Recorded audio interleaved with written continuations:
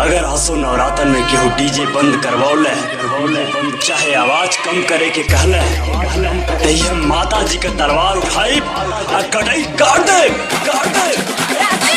क्या नाम है आपका? डीजे गोलू बाबू, डीजे गोलू बाबू, डीजे गोलू बाबू।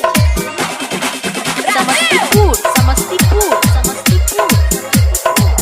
नंबर 1।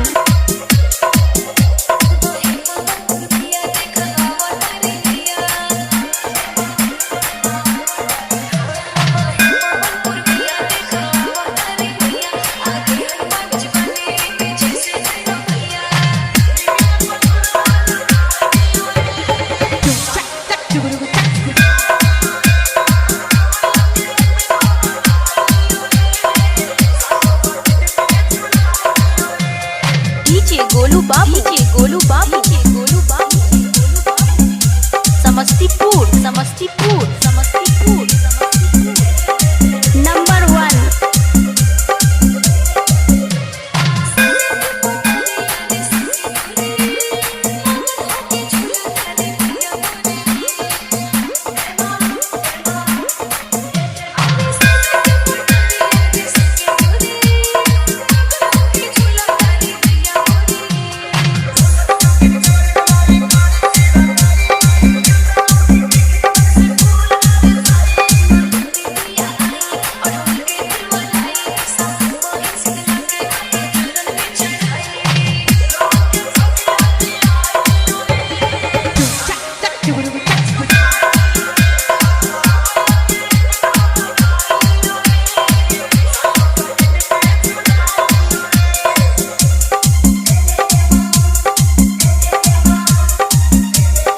क्या नाम है आपका?